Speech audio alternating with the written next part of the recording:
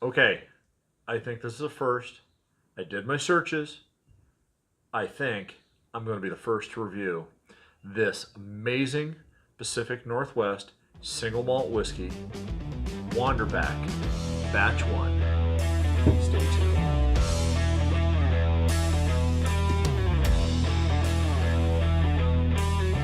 Okay, this is Scott, and obviously this is the Rookie Wine and Whiskey Enthusiast channel, and today we are actually going to do the whiskey part. Now, for the last several months, social media can be great. It could also be a petri dish.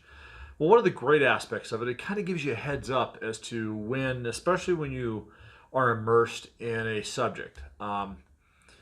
Wine, whiskey, knives, axes, well, both of which I collect, by the way.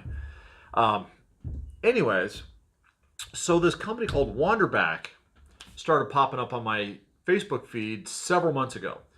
And as somebody who really, really enjoys a good single malt scotch, matter of fact, single malt scotch is the whiskey that got me into whiskey. It was Oban 14 back in the mid 90s.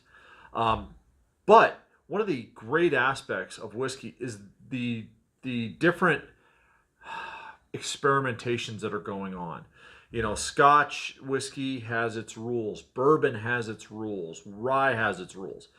Well, one of the things that Americans like to do is we like to experiment. It doesn't matter if it's wine or if it's whiskey or rum or other spirits. We like to experiment. And one of the best things about American craft whiskey right now is that the American single malt expressions are on the uptick and on the rise. You have companies like Balcones, Stranahan. Balcones is in Texas, Stranahan's in Colorado, and of course Westland Distillery right here in the Seattle area. So these guys started popping up in my newsfeed, and you look into them, and they're kind of doing things a little bit different. They're sourcing all of their grains, all their malts here in the Pacific Northwest, and now they don't distill their own stuff. They're very upfront with it. But what they did do is they had Westland in Seattle distill not only batch 1, but they also have a batch 2. This is batch 1, by the way. And so they're having Westland distill it. They have it shipped back to their farm down on Hood River, Oregon, where they barrel it, they age it, and then they go ahead and bottle it down there. Unfortunately, it's really only sold in Oregon right now. And they just got permission to start selling in Washington State. But last month, remember how I kind of mentioned I like knives and axes? I'm also an avid axe and knife restorer, collector, and hobbyist maker. There was the Oregon Knife Collector Show down in Eugene. And one of the things that I had promised myself I was going to do was, as on my way down there, I was going to stop in at a local liquor store that had the batch 1, give it a try, see if it's any good. Well, as you can tell, I've been experimenting with the bottle quite some time. This single malt is really exciting. Let's go ahead and get to the nose. Now, as I said, Wanderback, it's all Pacific Northwest single malts. It's distilled by Westland for them, and then it's aged and barreled back. And it's aged for 3 years in New American Oak. And then I believe Phil is the owner. I believe he takes it out of the New American Oak and then briefly finishes it in used bourbon barrels to kind of take the bite off of the new oak. So let's go ahead and take a nose of this. It's vanilla. It's cinnamon. There's allspice. The nose has a nutty quality to it. And on the back layer is that malty bread note.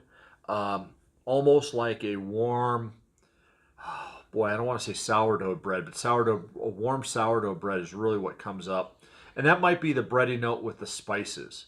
Now, sourdough, I wouldn't say sourdough, probably more along the lines of a warm white bread, warm white wheat style bread.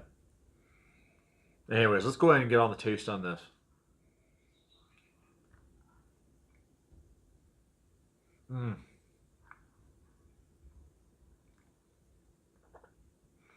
By the way, I'm tasting today's These are not Glencairn glasses. These are Whiskey, V-I-S-K-I, similar to a Glencairn. I picked these up down in Oregon as well. And maybe I'll do a product review of this and compare it to the Glencairn. Anyways, on the taste, you have vanilla, you've got oak. Now, what was surprising when I first tasted this, I thought this was a peated single malt because there is a campfire smoke that is throughout the front part of the palate, the mid part of the palate, and on the finish. And when I contacted him through Messenger, he was like, no, I think he was kind of laughing. He said it's one of the malts. It's a chocolate malt that they use that provides the smoky flavor throughout. You also, on the taste, you're going to have walnut. That white bread note kind of changes to a banana nut bread. There are some tangy fruit notes.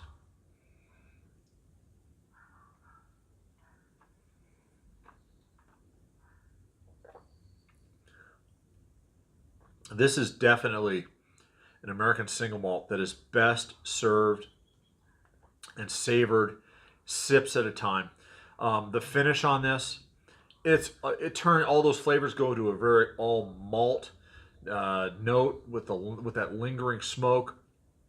The wood note is on the smoke also turns into a kind of a wood finish, and the best thing I've been able to describe the wood finish as is if you ever walked into a carpenter's space and there's sawdust in the air and it's warm sawdust because as the blades are cutting the wood, it warms up that wood. It's almost burning, but it's not.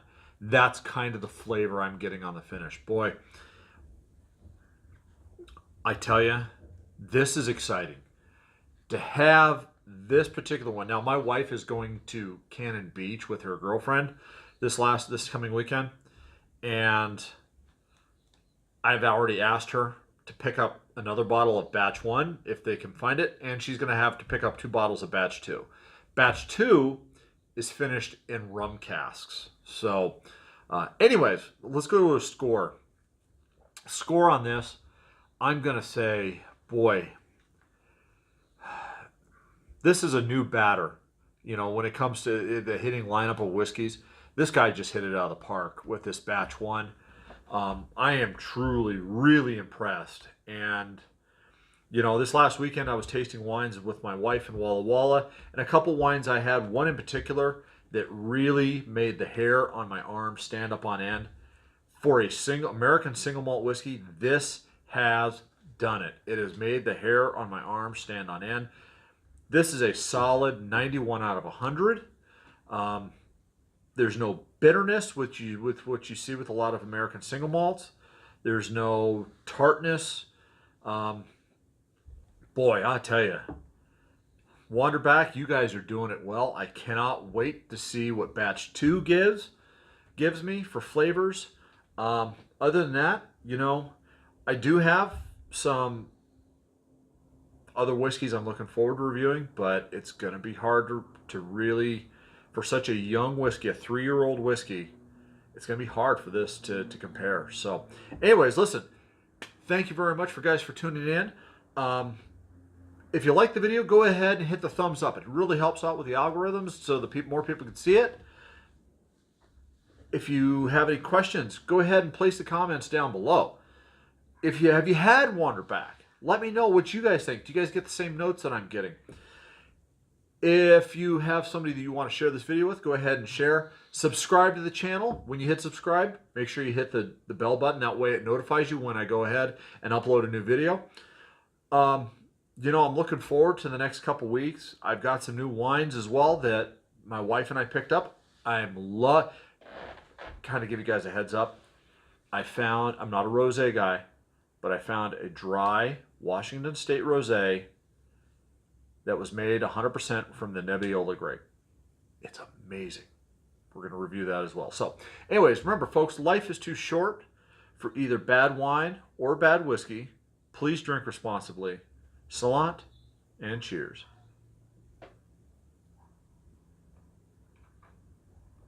This is tasty stuff. Enjoy.